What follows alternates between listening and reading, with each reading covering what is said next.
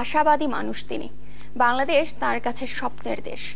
তরুণ প্রজন্মকে মুক্তিযুদ্ধের চেতনায় আলোকিত হওয়ার মঞ্চ শোনান তিনি। সাহসে, সংকল্পে, আজন্ম লালিত স্বপ্ন বাস্তবায়নে তিনিই হন প্রজন্মের সারথি। তিনি লেখক অধ্যাপক ডক্টর মোহাম্মদ জাফর ইকবাল। তার বাবা মুক্তিযুদ্ধের শহীদ ফয়জুর রহমান। কেমন দেখছেন ৪৪ বছরের বাংলাদেশকে? চ্যানেল 24-কে তাই জানিয়েছেন ডক্টর জাফর ইকবাল।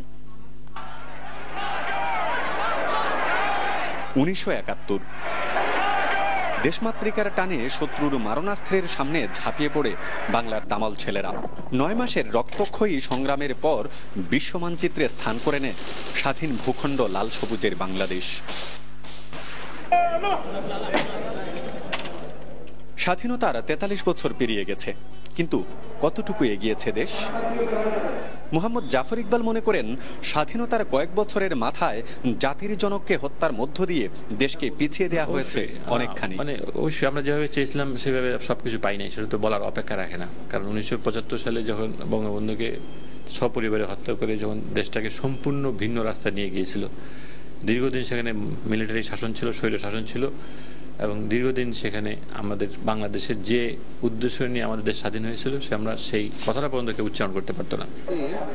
জাফর ইকবাল মনে করেন, স্বপ্নের বাংলাদেশ গড়তে রাজনীতিবিদদের ভূমিকাই প্রধান। তাই সাধারণ মানুষের কথা ভেবে তারা রাজনীতি করবেন, এমনটাই প্রত্যাশা তাঁর। সাধারণত আমরা দেখলাম একদিন দুদিন হরতাল থাকতো, কিন্তু দিনের পর দিন হরতাল।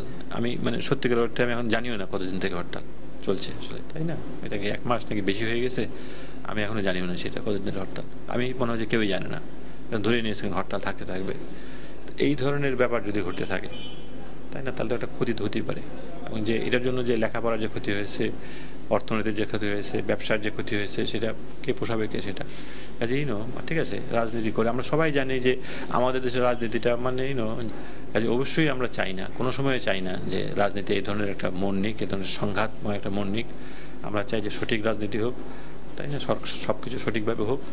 তবে অর্থনীতির সূচকে দেশ অনেক এগিয়ে গেলেও স্বাধীনতার ৪৪ বছরেও সাম্প্রদায়িকতার মতো বিষয়গুলো পীড়া দেয় তাকে। আমি অবশ্যই যে বাংলাদেশ দেখতে চাই, অসাম্প্রদায়িক বাংলাদেশ দেখতে চাই। কারণ এই বাংলাদেশের যে ইতিহাসে যে জিনিসটা আমাকে এখন পর্যন্ত কষ্ট দেয় সেটা হচ্ছে গিয়ে সাম্প্রদায়িকতা। যখনই কিছু একটা হয়, আমাদের দেশে যারা নাকি সংখ্যায় কম, সেই যারা কাছে তাদেরকে নানাভাবে অত্যাচার করা হয়। নানা সংকট আছে, এগিয়ে যাওয়ার পথে সীমাবদ্ধতাও কম নয়। তারপরও মুক্তিযুদ্ধের চেতনা বুকে ধারণ করে ঠিকই এগিয়ে যাচ্ছে তরুণ প্রজন্ম। কারণ তারাই তো দায়িত্ব নেবে, আমাদের সময় তো শেষ, তাই তো তারাই তো দায়িত্ব নেবে। কাজে আমি চাই তারা এগিয়ে আসুক, তারা তাদের দায়িত্ব নিতে শুরু করুক। আমি চাইবো আমাদের তরুণ প্রজন্ম তারা যেন রাজনীতিতে আসে, তারা রাজনীতিতে অংশ নেয় এবং তারা সঠিক রাজনীতিটা করে। তারা যেন এই রাজনীতি করে কোনো একটা তারা একটা লাভবান হবে সেটার থেকে না করে তারা যেন রাজনীতি করে দেশটাকে সেবা করবে, সেই মনোভাব নিয়ে এগিয়ে আসুক। গুলজার আহমেদ, চ্যানেল 24, সিলেট।